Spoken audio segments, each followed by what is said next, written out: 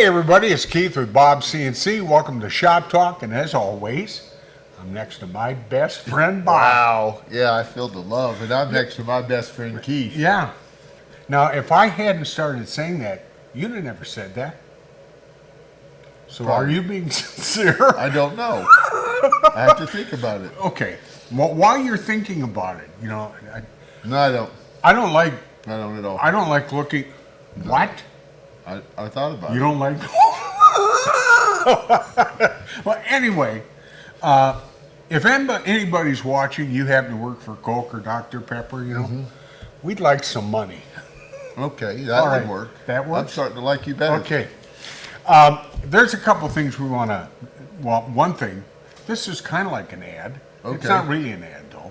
We just want to thank everybody that participated in the Black Friday, Cyber Monday Yeah. sales. We had great sales Yes, this we week. did. We appreciate that a lot. We want to thank you about that, but also we want to remind you that if you go to bobcnc.com, you can see that we're still offering, and I think we're planning on offering for a while, I don't know. You're marketing. How long? well are we then doing? forever, Forever. Okay.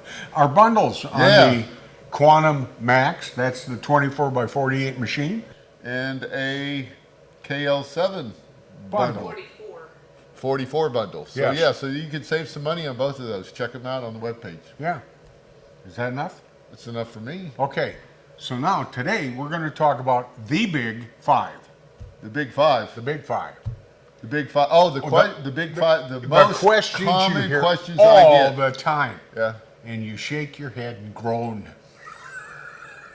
Yeah, I guess, when you sell, we have thousands of these out there in the market, Yes, we right? do. And when you have thousands of them, and we have like second owners and third owners, right? So we even have our E-Series is out there doing well. Yeah, So we they've get been adopted by people. Yeah, so we get questions. We get questions all the time, but typically they're the same questions. And you Number want to do one. the top five. Okay. Yeah, number I'm one ready. is homing. Homing. I can't get my machine to home. Yeah, open the door, go on it right in. Yeah. Yeah, how do you do that? Yeah. So what's wrong? Well, homing, really, all you're doing when you home a machine is you're driving it to switches, right? Okay, we got to talk like a human being. Okay. Okay, now You're- engineers will go, oh, we drive to switches. Okay. All right. So what do we do when we home? I have no idea. Okay. 'Cause Well, you're the then, engineer. there we go.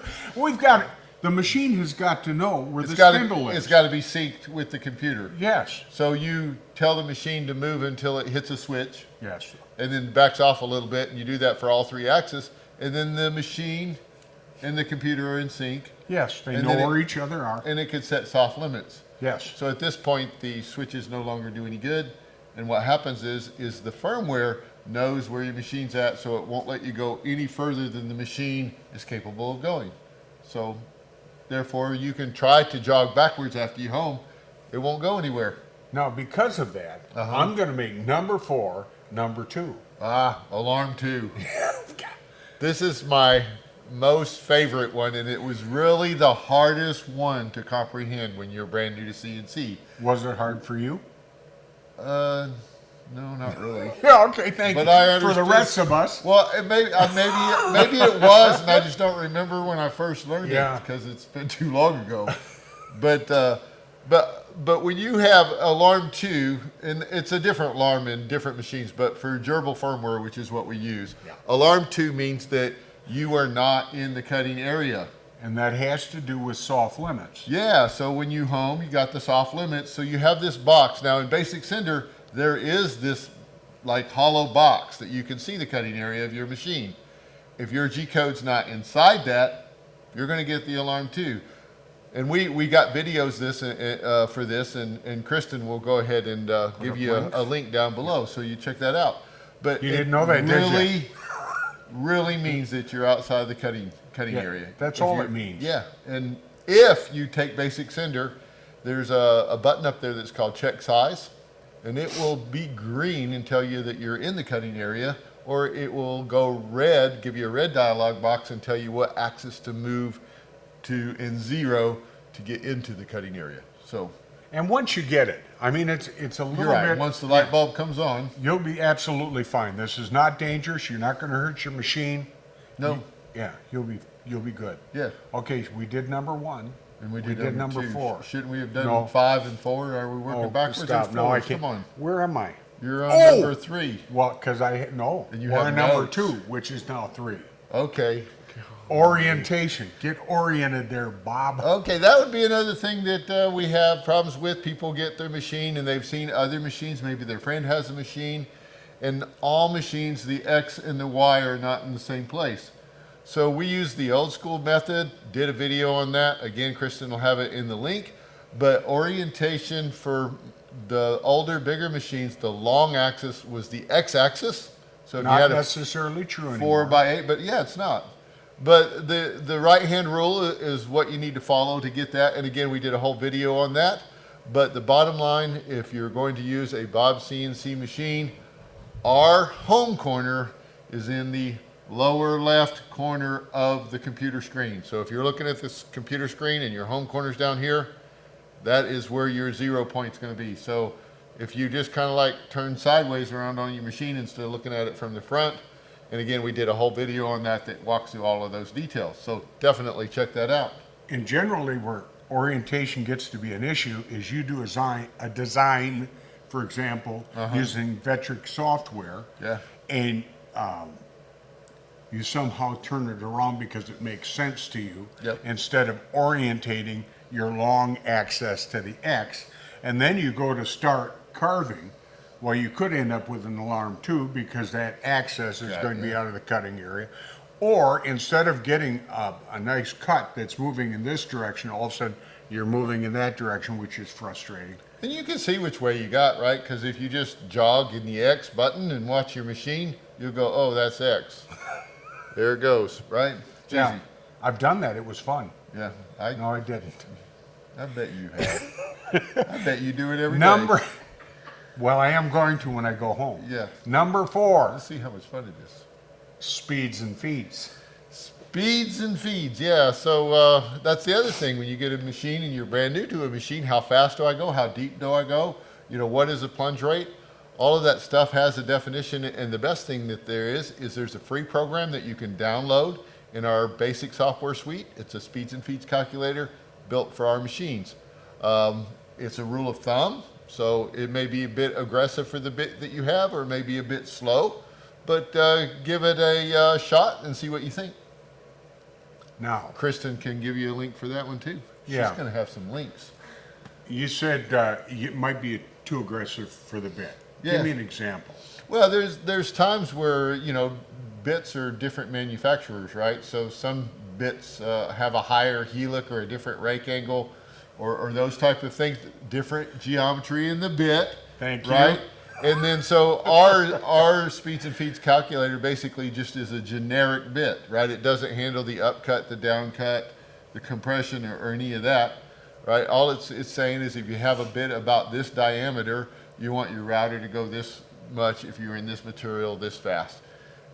Plunge rate, which is the Z going down, we typically go half. You may only want to go 30% instead of 50%. So, but again, it's a rule of thumb. It'll get you close. It'll go, oh, wow, I can't take a 1/4 inch bit and go through the whole 1.5 inch 2x4 in one pass, right? Right. It'll get you that. It will get you in the ballpark. Okay. Then the last thing. This is the last one. This is. Were This these would be in fine. order? These don't seem to be No, in order. they weren't in order. Why not? Now I'm in- We're going to have to do it all over and put them in order. What's number one? Which is not really number one, but somewhere in No, the middle. it's number 5. Number 5. Yes, and it Okay. has to do. Why don't we have a automated shut off for the router? Okay. I/O switch, right? Well, first of all, you can have an IoT switch, Internet of Things is what they call it. Yeah. And again, Kristen will put a link, but we have a lot of customers that write documents and say, this is how you can do this, this is how you can do that. One of those is how to turn on and off your spindle with a any Bob CNC product, because the gerbil firmware has pins on it and they're different locations depending on the model.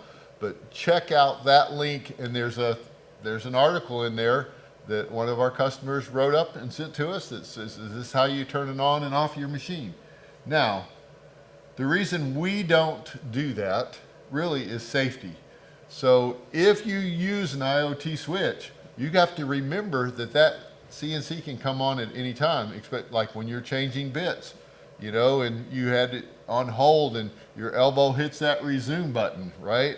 Boom, router comes on and your fingers, well, they don't turn out so well. No, that hurts. So if you use an IoT switch, you definitely want to make sure that you take the necessary safety precautions for that. I have one on my personal machine at home. I always unplug the machine when I change the bits because I'm too paranoid. Because I know what it feels like to put my router or punch your finger fingers? in a router. Yeah, Yeah, yes. like hamburger, really fast. Oh, Yeah, it chews it up really I'm bad. not going to tell my Yeah. story. It's good. But 'cause that now, is a gross, let's violent story. go beyond. Horrible. It was. Yes. There was an ambulance and everything. Anyway, Going beyond that, so this would be 5A 5A. or maybe 5B, unless they're not in order. I know, And I know where you're going. okay, go there. You're always going there. Tool changer. Yes, I Yeah. would love to have a tool changer. Well, tool changers add a lot of expense, but Keith and I were talking about this just the other day, which is why I know what he was going to say. Right? I'm not really a prophet or anything. No, you're not. Yeah. So, you know, a lot of people like to turn on and off their router, and I'm like, you know, flip the switch, right? A lot of people want to set their RPMs. I'm like, move the dial, right? It's simple. It's cost effective. So we were talking, well, why would you want these things? And it's like, for me, there is no advantage of these things unless you have a tool changer. Because if I don't have a tool changer, I got to put that bit in there and get it set. I have to tighten it down. And then, well, that's the hard part. Turning on the router, setting the speed is the easy part. If I change bits, I have to do that as well. I can understand the automatic off, right? Because at least when your project's done after 3 hours, it automatically goes off and, you know, the router's not spinning. But you're not supposed to be leaving that thing unattended anyway, No, right? do not do You're that. supposed to be out there. Right. So if you have a tool changer though, however, now I can have a 5-bit job and I can set up my G code so it goes and gets that bit, zeros it, it knows the RPM, right, automatically comes on, runs that one, goes, gets the other bit, changes the RPM, Yeah. comes on. So now if I have a tool changer, that automatic on off, right, and the RPM setting is huge. I just want you to know that Gerbil will automatically turn on and off your spindle. And with different firmware, if you different settings, it will actually even set the RPMs for certain spindles. But we don't do that. Our machines, We've looked at yeah, the possibility of investing in a tool changer. yes, And for people that want them, yeah, you're looking at thousands of dollars. yeah. It's expensive, and you're not going to be in Gerbil firmware anymore, right? You're going to have to step up to a different set of a Mach or a Linux CNC or one of the different ones. Acorn CNC will handle it. So it's a little bit of a complication that you're going to have to add. Right. You're going to have to write the macros or write the code or understand what that tool change is doing so that you're successful every time. But we don't get a lot of questions about that. The only person that really asks me about that on a consistent basis I'd like a tool changer. is you. Yes. Okay, but now you gave me an example yesterday of another thing, why that doesn't work in a home shop. Yeah. Or in a small business shop. Yeah. And you talked about like an automated mill in a cabinet. Yeah. And even though you can, through the windows, see the machine operate, you cannot open the doors, Yeah. get your fingers in there to adjust anything, Right. because it is set up to shut off to keep you safe. Yeah, that's the other thing. I mean, and if you're talking an industry machine, we were talking about this was the safety, like we were talking about before. In a machine that you would find at a John Deere, per se, since I used to work there, Yeah. you know, if you opened up the doors to that machine, everything was going to shut off. There was no way that you can get to the bits, right? And you know, you just don't do that. You actually set them up outside the machine. So there is a safety factor when we start talking about turning on and off that spindle in an open area when you're a manually tool chain. So again, just be aware of it. If you think it's cool or you think it's needed so that it can be automatically turned off when you're done, that's fine. Just remember that it can turn on and off at any time. You know, if even with a computer glitch. So Generally, what I've found is cool factors are only cool until you make an investment to buy it, and then you find out that the usability of that factor is really virtually none. yeah, well, for me, like I said, turning For me. on and off is easy because you have to set up the bit. But you know, we have lots of customers out there that have put that switch on there, and Like it. yeah. Well, guys, if you got any questions or comments, be sure to get a hold of us at the help desk at bobcnc.com. Until next time, Yeah. we'll still be here. We'll see ya. We will.